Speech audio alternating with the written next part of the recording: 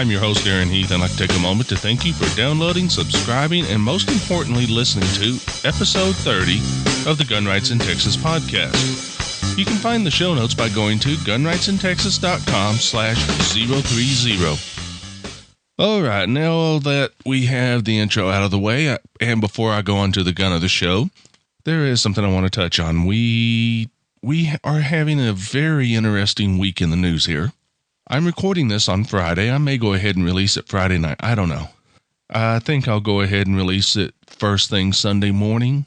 But if I release it early, don't be surprised. However, let me say that just looking back at the news, it's been an interesting week.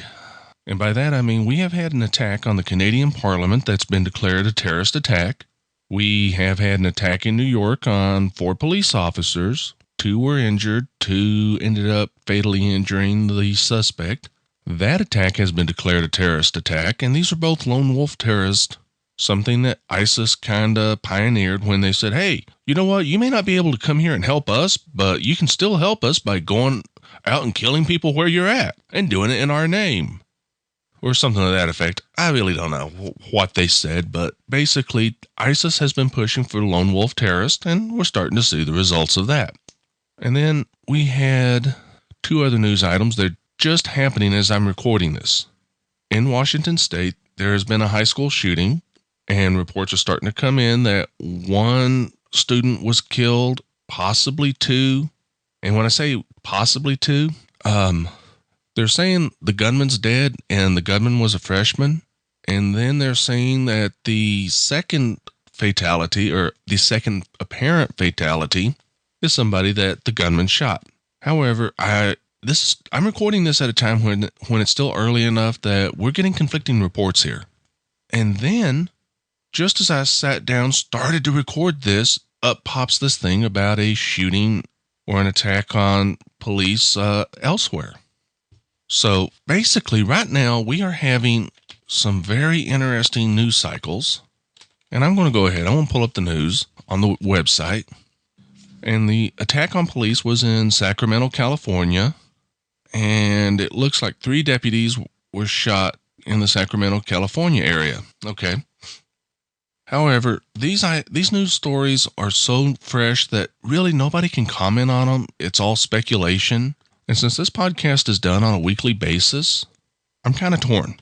Do I talk about these and go with half facts that are half fact and half speculation?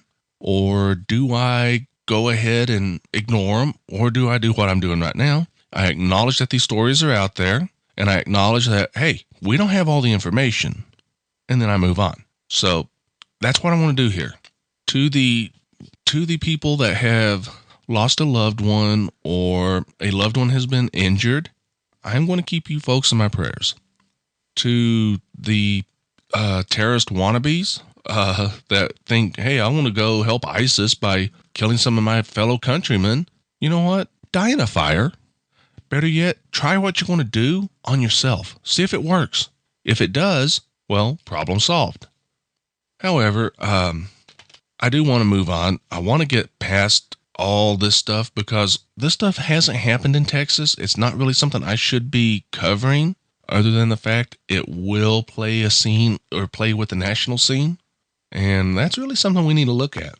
On the national political scene, because of the school shooting, you'll almost be guaranteed to have somebody claim, hey, we have to do something about guns. Here in Texas, because of the school shooting, you're going to have somebody oppose the campus carry legislation that I guarantee you NRA and TSRA will be pushing this session. Why can't I guarantee that? Well, they don't give up. And that's a good thing, especially when they're on your side. So we've got the NRA and the TSRA. They have actually supported the campus carry legislation in the past. Nobody's going to deny that. Nobody's going to rebuke it. As a result, campus carry will be pushed again because they're not going to give it up. And eventually they'll get it through. However, the school shooting, it's going to be brought up when that legislation comes up. And that's what irritates me. You have these parties, you can guarantee that they're already out there, they're mopping up the blood so they can dance in it later when it's more politically convenient. Shannon Watts, Mayor Bloomberg, CSGV, the Brady campaign, all these groups, all these people, if they could, they would bathe in the blood of these victims to try and push their cause of gun control. Even if their cause of gun control is entirely wrong, they'll still push it. And you know what? Those of us who understand firearms, we understand the need for firearms, we feel that the gun control movement is entirely wrong. I mean, we may disagree between ourselves, like how much do we need to push now and how hard do we need to push? What do we need to achieve first and what do we need to hold out on for later? I mean, these are things that, we do not agree on our side. However, on their side, they'll take whatever they can get. And with that said, I'm just going to go ahead. I want to move on, and I want to talk about the gun of the show. For this episode, the gun of the show is the FNH USA FNX series of pistol. I have one of these, of course, because I'm talking about it. But let's talk about this one. The FNH USA FNX series of pistols is a polymer frame, hammer-fired handgun that is both double and single action. Now, the FNX-9 features an H&K USP style safety lever that, like the H&K USP, it serves as a decocking lever. Unlike the H&K USP, it's not marked as to what's safe and all that.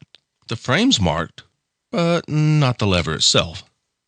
Now, the reason I mentioned the safety decocking lever assembly is because of this feature on the gun. You can carry this gun with a round in the chamber, and like a 1911, you can carry it with the hammer back and the safety on. Or you can carry it like a SIG, another one of my favorite platforms, and you can carry the gun with the hammer down and no safety engaged. Alternatively, if you are truly paranoid about carrying a firearm safely, you can carry the FNX-9 decocked and on safe. Or you can carry any FNX pistol that way, but the FNX-9, like I've got, is what I want to be referring to in this episode. Now, the FNX is a truly ambidextrous platform with all controls, aside from the takedown lever, which really doesn't need to be ambidextrous, but all the other controls are on both sides of the pistol, meaning the gun is fully ambidextrous. Now, the FNX-9 is a 17+1 capacity handgun. That means you can have 17 rounds in the magazine with an additional round in the chamber. Now, this is competitive against the handguns like the Springfield Armory XDM-9, which is a 19+1 capacity handgun, as well as the Beretta 92, the Glock 17, and the M&P 9 from Smith & Wesson. And those last three, well, they're all 17+1 capacity handguns as well. Now, when I purchased my FNX-9, I purchased it because I found the platform interesting, and I thought it'd be a good training name for both my SIG and my 1911 platforms. A friend of mine who is left-handed really likes this firearm, and if I'd put it up for sale, he'd buy it from me within a minute. That is, if he had the opportunity to. Now, the FNH does have a similar platform, or FNH does have a similar platform to the FNX that is striker fired, and that gun is the FNS. However, in my opinion, the FNX is the better option for those considering both the FNX and the FNS pistols, because the FNX is it's a polymer frame like the FNS, but where the FNS is a striker-fired double-action only design. The FNX, on the other hand, allows you to have the sweet single-action trigger, or you can carry decocked and have a double-action first shot and single-action follow-up shots. So you have more options on how you can carry it, and aside from a little bit of extra length, there's no real disadvantage to the hammer-fired version. Now, there are those that would say, well, you got to have more modern handguns with more modern technology, and the hammer has been around on guns since the dawn of time, and we've had matchlocks and flintlocks, and they've all had hammers, but the striker fire, that's new 80s technology that Glock introduced. Well, sorry about this, fanboys, but you Glock fanboys might want to know that Glock didn't introduce striker-fired guns. In fact, they've been around a while. And the concept of a striker has been seen in guns like bolt-action rifles for, good Lord, well over a century. However, let's move on to a few specs real quick. And the model number on this firearm is the FNX-9. Caliber is 9mm, aka 9mm Luger, 9x19, 9mm parabellum, and so on. the 9mm has more names than anything else I know of, except possibly the artist formerly or currently known as Prince. I think he changed his name back to Prince instead of the weird symbol, but I could be wrong. Or he may have changed it from Prince again to something else. Who knows? But you also have capacity on this one at being, it's 17+1. Action is a double single action design. It has 3-dot night sights that are drift adjustable. And with that said, there is a version that has night sights available. Now this gun has a polymer frame with a stainless steel slide. And the stainless steel slide is available with a black finish or in the bare stainless appearance. It weighs in at 21.9 ounces with an MSRP of $480. In fact, I think if you want the night sight version, the only one that's available on the market new from the manufacturer right now is the two-tone finish instead of the monotone finish like I have. But hey, it's a great gun. With that said, I'm going to run this audio clip that tells you how to get the show, and while you're listening to it, keep in mind that you can get the show on YouTube as well. I don't have that in the Get Show audio clip, but you can get it on YouTube, and if you want to find the YouTube channel, go to gunrightsin texas.com, and at the top of the page, you'll see Gun Rights in Texas in white with a bunch of black icons, and one of those represents our YouTube channel. Click on it, and it'll take you there. Now then, let's play that audio. The Gun Rights in Texas podcast is available on iTunes, on Stitcher, and in the Microsoft Windows podcast store. Of course, you can always download the show and see the show notes as well as comment by going to the website gunrightsintexas.com.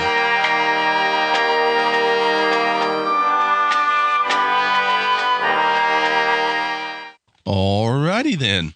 Now that we're back, let's take a look and hit some listener feedback. Now, the last episode, I got 2 subjects that people sent me feedback on. Now, the first one was, I had a number of people comment about me bringing the video to YouTube, or bringing a YouTube video to the show. Some people think I need to do an actual video where I'm recording the show or where I record the show. As I record the show, I record video of me doing it. And I will save you the need for eye bleach and not do that. Now, the second was about my comments on some of the leaders in the newer gun rights groups here in Texas being arrested. So let's first touch on the YouTube videos. Now, there have been no negative comments. There have been some suggestions that I am considering, and I've received a number of compliments for it too. Some of the suggestions are to include clickable links to the news items while they are being discussed, and to bring in more photos like I started doing with the Gun of the Show segment. But like I said, people did suggest that I record the video as I record the podcast and release a video of me recording the podcast. And while some people may find that interesting, I really don't. And I don't want to make people go blind or require the use of eye bleach. So that's off the table. And then some people suggested that when I'm talking about a group or a product, that I show the logo of that group or product as I talk about them or to them. In regards to that one, I have to say no, because I really don't want to run the risk of being accused of violating anyone's trademark. And it makes things a lot easier if you don't have to do that. Now onto the subject of the arrest. Some people think I need to make a bigger issue out of it, while others think I am attacking the people who were arrested. Now let me make this perfectly clear. I do not intend for anyone to think I was attacking anyone else. I bring up the subject of these arrests because it will be used against us and them, and by us I mean the gun rights movement, when the legislature is in session just a few months from now. But because of that, the arrests are a liability, and as a movement, we got to make sure that we know what our liabilities are so that we can plan around them. With that said, there was no attack intended, and because of that, there is no need to address it further, which covers the issue of people think I need to hound on it a little more. Like I said, I don't need to cover it any further. Subject is closed. Let's move on. Now, we got an email from a Jeffrey Adams, who wrote in that I paraphrase his email rather than read it directly, which is a weird request, but I'll honor it. He wants to know why the Constitution is not honored as it is written. And you know what? This is going to be a hard one to touch on. It's going to lead me into kind of a rant that I probably won't even really address the question as well as it deserves to be addressed, but it deserves a rant. And let me say that we, the American people, have grown lazy in regards to the Constitution. And we do the same thing with a lot of the laws as well. For example, before I start giving examples, let me tell you what I'm actually going to be talking about. We read part of it, but we stop and we don't read it all. For example, in Texas law, Texas Penal Code Section 46.035, oh my God, I'm getting tongue-tied already. But Texas Penal Code Section 46.035 has it addresses unlawful carry of a firearm by a license holder. And it addresses carrying in a church. And some people read, well, it's illegal to carry in a church, and that's it. They don't go any further. Well, a church and a few other places that are in there require a 30.06 sign to give you require notification under Section 30.6 in order to be off limits. And if you read further in 46.035, you'll see that. And another example is the First Amendment, where we read and enforce the parts that says, Congress shall make no law respecting an establishment of religion, and we stop right there. We expand it so that Congress covers state governments, high schools, city council meetings. Anything government related cannot have any association with religion. And in fact, if you're going to a government related thing, you cannot show any religion either, which kind of goes against the rest of it, which says, or prohibiting the free exercise thereof. So basically, we are reading the first part and we selectively enforce the whole thing while ignoring the second part. We do this with the law. We do this with the Constitution. Our opponents in the gun rights movement are even worse about it than the others, because our opponents read a well-regulated militia being necessary to the security of a free state, and they stop there. They ignore the part that says the right of the people to keep and bear arms. They ignore that part. And they absolutely deny the next part, which is shall not be infringed. So basically, we have, and I'm getting a little irritated here. I'm doing my best to remain calm, but basically, we have selective reading, selective enforcement, and we're not reading the whole thing. For the love of God, people, read the whole thing. And I know I'm preaching to the choir here, but still, maybe somewhere, somebody that's a gun banner or somebody that's anti-religion or somebody that's anti-church carry is listening and they're thinking, really? There's more to it than what I have been told or I have read? However, even we gun owners don't read all of the Second Amendment at times. And sometimes we read more into it than is actually there. Some folks read it with the word hunting in it. Some folks read it with the words competitive shooting. Others read it as the right to keep and bear arms to overthrow an oppressive government shall not be infringed. But in the end, the Second Amendment is not about any of those things, yet at the same time, it's about all of them. You see, I'll give you a little bit of a history lesson. Our founding fathers had just overthrown an oppressive government, or not even overthrown it, they just threw it out of the country, and they established their own. This oppressive government was run off, it was forced to retreat from our shores, and then they sat down and said, okay, we cannot have somebody coming in and setting up and doing the same thing that King George did to us.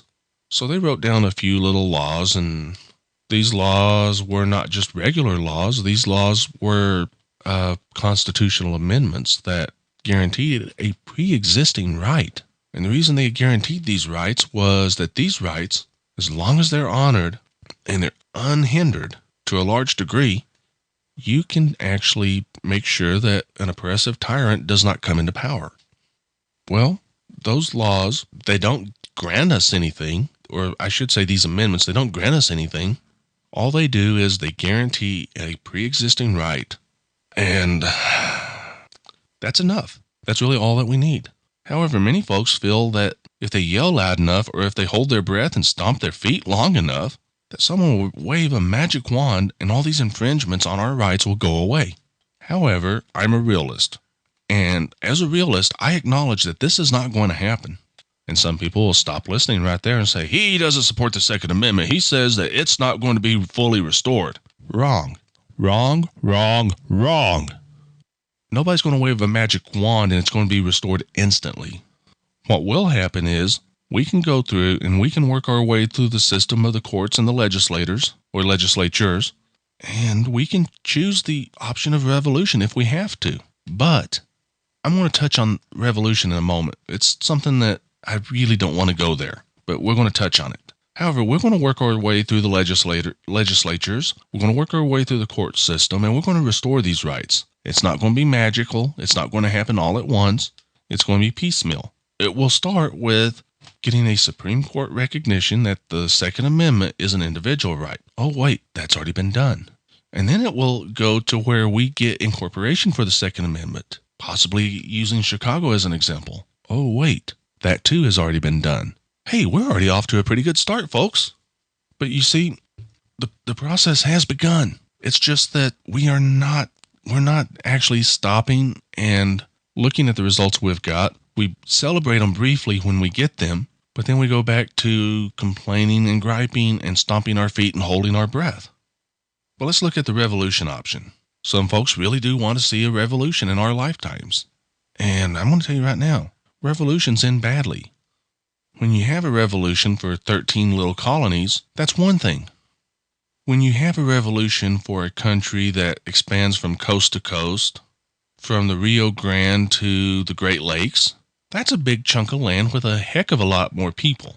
And the problem is you're going to fragment things. You're going to get fragments that go off, and you'll see things like in Africa where you have, tribal chiefs that are, wow, that was a very loud car. But anyways, though, you'll have situations where you have warlords, tribal chiefs, and stuff like that happening. And then you'll have groups that exist for no reason other than to roam around and violate the rights that we started this whole thing to protect. Revolutions almost always end badly for both sides.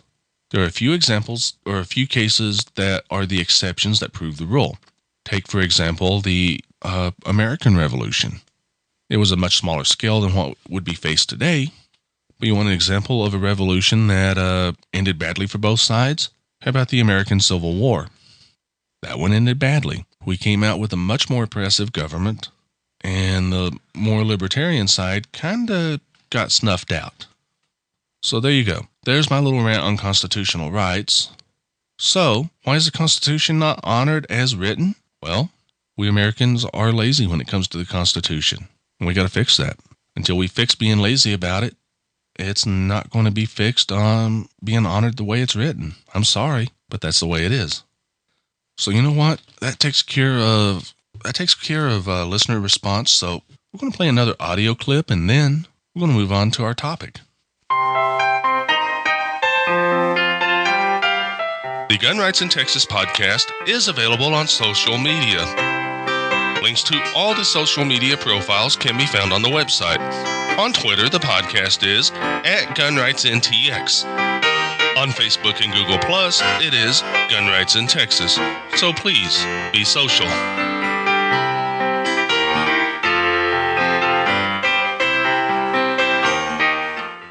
Alrighty. You know what? I've just realized we're pretty deep into the show already, so this will probably be a longer episode than normal. And you know what? That's okay. So let's move on to our topic, which is since this is episode 30, we had to do something relating to 30. The Pro Gun podcast, we talked about 30 caliber rifles, but that really doesn't seem fitting here. I mean, we're about gun rights in Texas, so let's talk about something gun rights related that's numbered 30. Okay, let's see here. I guess we could talk about what happens 30 days before the legislative session starts. Well, that would be kind of boring because nothing really happens there.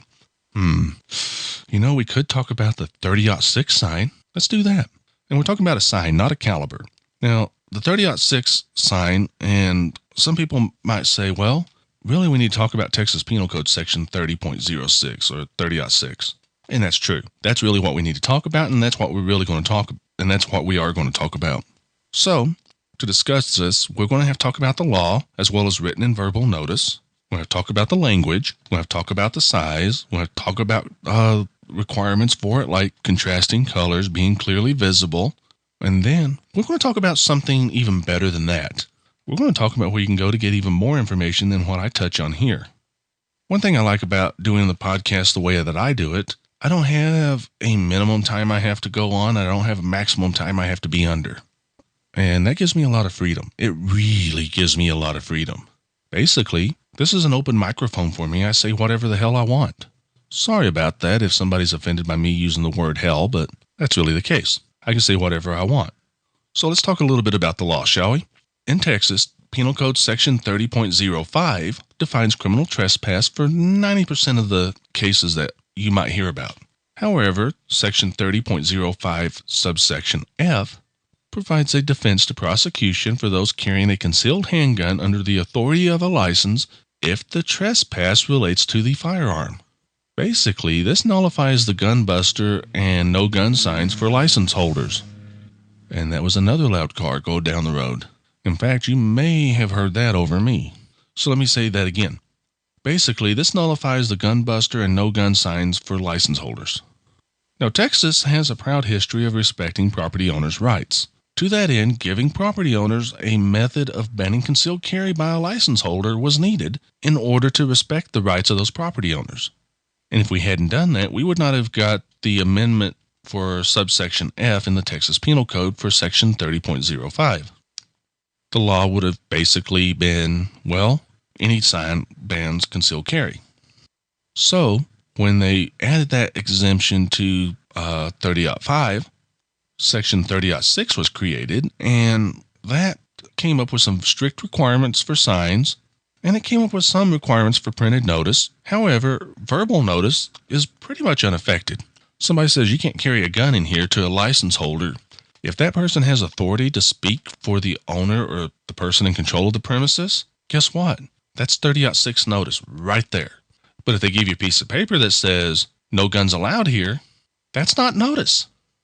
And there's more to it, but basically, the two interesting aspects of notice under Texas Penal Code Section 30.06 are that it is required if you want to prohibit concealed carry by license holders. And the second one, which ties into the first, is the 30.6 notification does not apply to anybody else. It should be noted that no sign or other form of notice, whether it's written, verbal, or psychic, or whatever, will prevent a criminal from carrying a weapon if they wish to use it in order to commit a crime at that location. In other words, if a criminal wants to carry a gun into a place that's got a 30.6 sign, the criminal's going to carry a gun. If the criminal's wanting to carry a gun into a business that has a sign that has a gun buster sign, that sign does not mean anything to that criminal. He's already decided he's going to break the law. So let's talk about the language. For signage and written notice, there is a requirement for some very specific language. And that language is pursuant to Section 30.06 Penal Code, open parenthesis, trespass by a holder of a license to carry a concealed handgun, close parenthesis, a person licensed under section or subchapter H, Chapter 411, Government Code, open parenthesis, concealed handgun law, close parenthesis, comma, may not enter this property with a concealed handgun, end of quote. Now, that exact wording, except where I kind of flubbed the words a little bit, is required for all written notice, and for signage, that exact wording must appear in both English and in Spanish. The Spanish one, it's basically saying you got to translate this into Spanish, so there's a little bit of flexibility in the Spanish language version. Now, for the signage, there is a requirement for size. You see, that language alone in both Spanish and English is not enough for a sign in Texas.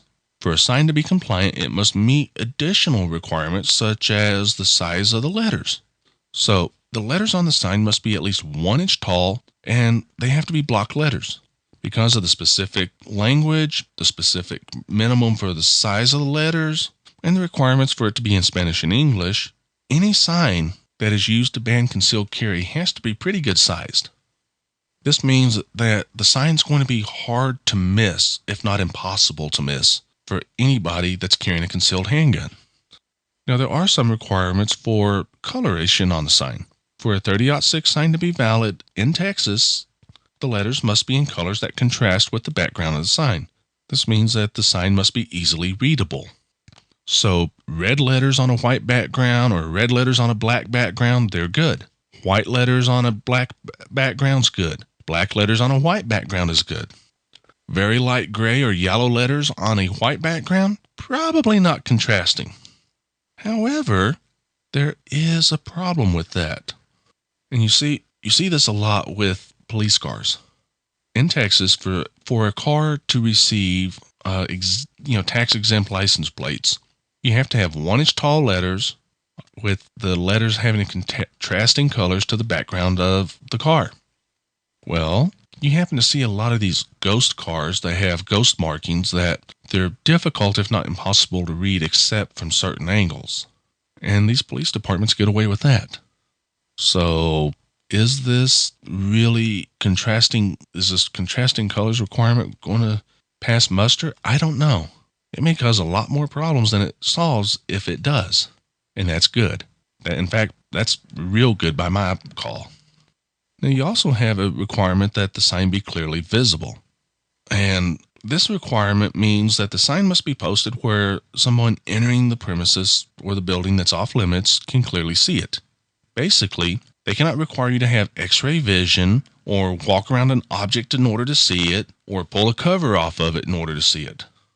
Take a business that has this huge display as you walk in the door. Let's say you go into a massive electronics retailer that's a nationwide chain, and they have this big display of TVs. You walk in, you bend over, you pick up the, computer keyboard that you want. Your gun becomes exposed.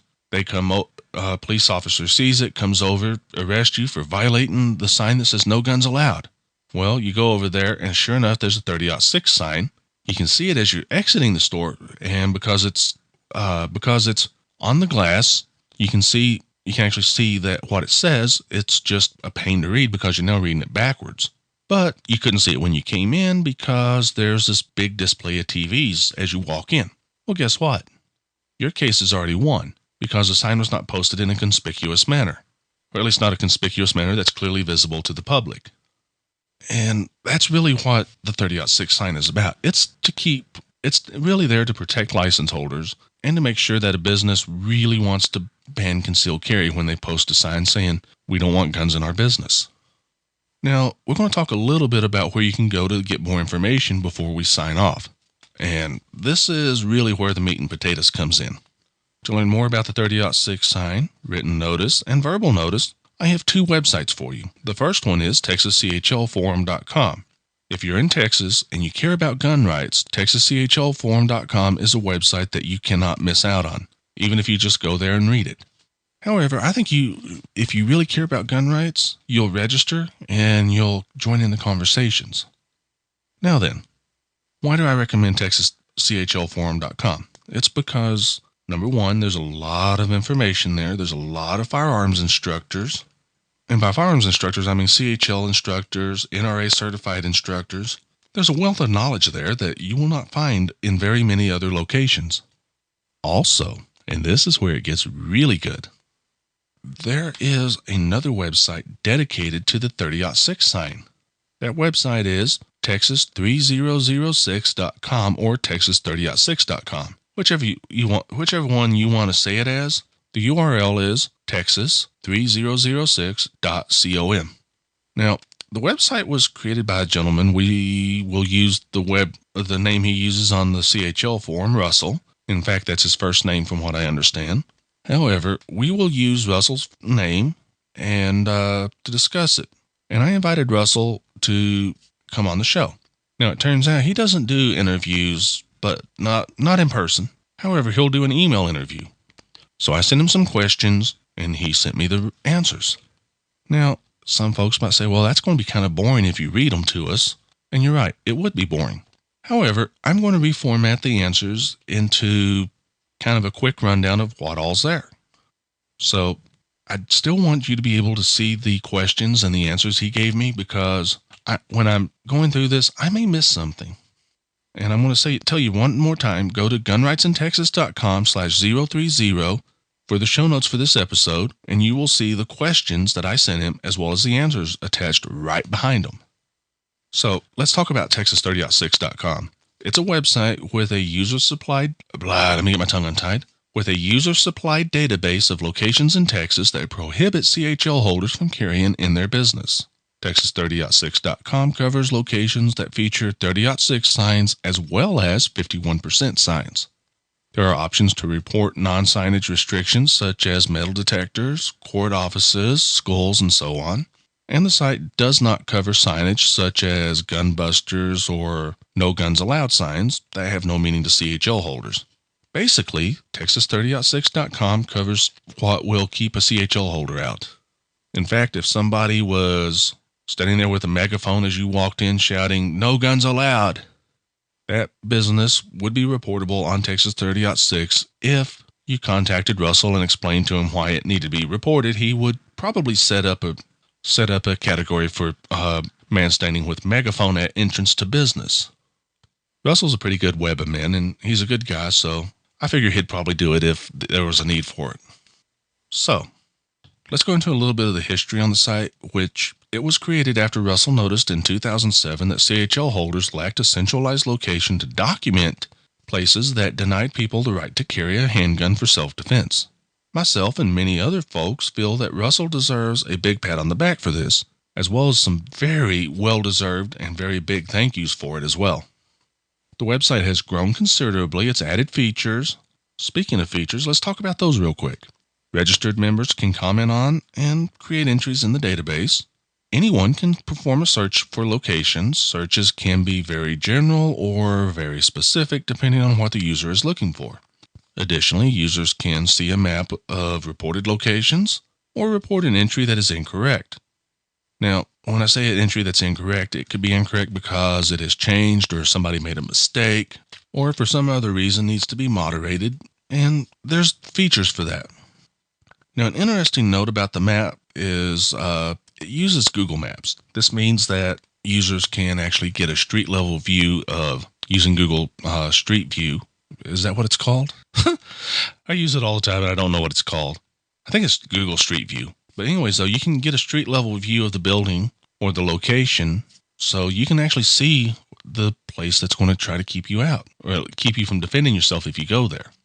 But like all websites that wish to remain relevant and active, Texas30.6 is constantly improving.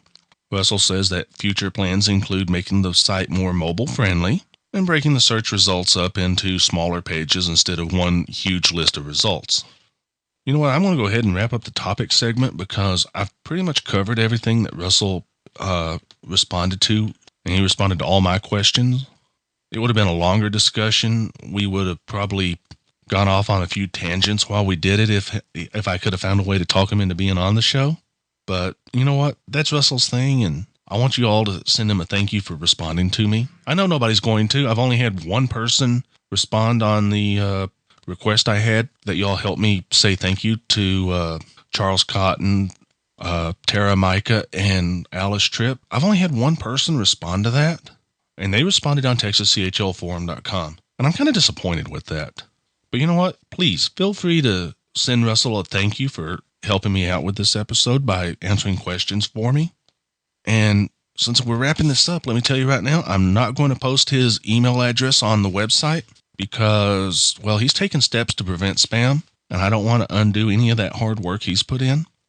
However, I'm going to tell you what his email address is here, and that is russell@texas3006.com.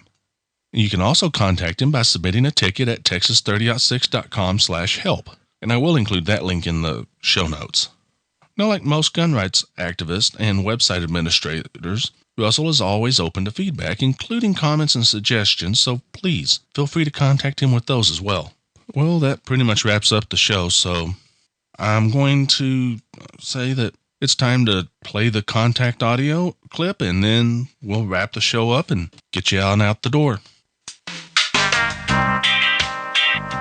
If you want to contact the podcast, please send email to aaron@gunrightsintexas.com, or you can leave a comment on the webpage, which is gunrightsintexas.com. However, if you want to leave a voicemail and be featured on the show, then please do so by dialing 409-292-6736. Well, you know what? I've been trying to record some evergreen episodes, and because the evergreen episodes don't have news, I almost forgot to do the news on this one. And I'm just going to limit us to like 3 or 4 stories there. I've actually got several from this week, but in the self-defense category, we got one story where Fort Worth police say an incident where a man shot at his girlfriend, missed her, and hit another woman led to the suspect being shot after he fled the scene. Now, initially, the suspect fled the scene in a pickup. However, he later parked it and fled on foot. While fleeing on foot, the suspect, I guess he turned and pointed the gun. It just says he pointed the gun at police, at which time they perforated him, resulting in the suspect being shot at least once. Now, the suspect was listed in critical condition at the time the story was written, and the officer is on administrative leave while the incident's being investigated. And then we got 2 stories in the criminal activity category. And this one's kind of the first one's kind of interesting because it happens in Lubbock, Texas, my front yard. Now, Texas Tech wide receiver Jacob Grant, I hope I pronounced his name right, it's Jakeem, Jacob Grant, was involved in an off-campus incident early on the morning October 19 of 2014. In this incident, he received a laceration in relation to an incident that had involved more than 20 gunshots being fired. Now, Lubbock County Sheriff's Office is labeling his injury as a possible stabbing. The nature of his involvement was not available at the time of the article, so it's not reported if Grant was a participant in the event or just an innocent bystander that was injured. We don't know. Now, some people say, well, he's an athlete. He was probably involved in the criminal activity. And they could be right, they could be wrong. Who knows? But until we know more information, we're not going to pass judgment. Now, we have another story, and this story, if you follow the link, there's going to be a video that auto-plays, so if you follow the link, be aware you may see or hear something you don't wish to. In Cleburne, Texas, a police officer is accused of calling dogs towards him using kissing noises, come here, boy, come here, type noises. He called the dogs towards him, then he shot and killed at least one of them. The incident was captured on what appears to be a body camera worn by the officer, so there's a little more interest in this one than normal because you have evidence from the officer's point of view as he puts down this dog that was apparently not acting aggressive according to the video. Now, to be perfectly honest, I haven't seen the whole video. I've been busy, and this is just a story I feel we need to mention because it's already got a lot of press, and, well, I feel that story needs to be out there. Okay, folks. I got a few more news stories. I'm not really going to touch on them because this show's getting long in the tooth, and I really don't want to keep talking anymore because I am exhausted. It's been a busy day for me. Not even halfway through the day and I'm exhausted. So, we're going to wrap the show up. I'm going to tell you right now some folks I'd like to thank, and those are, first and foremost, I'd like to thank the NRA and the TSRA for keeping up their fight. I would like to thank Russell from Texas30.6.com for answering the questions I sent him. And I'd like to thank you, the listeners, for listening to the show. With that said, stay safe and carry responsibly. Thank you for listening to the Gun Rights in Texas podcast. Please leave a review on iTunes or send feedback to the host. Your input will be used to improve the show. Stay safe and please carry responsibly.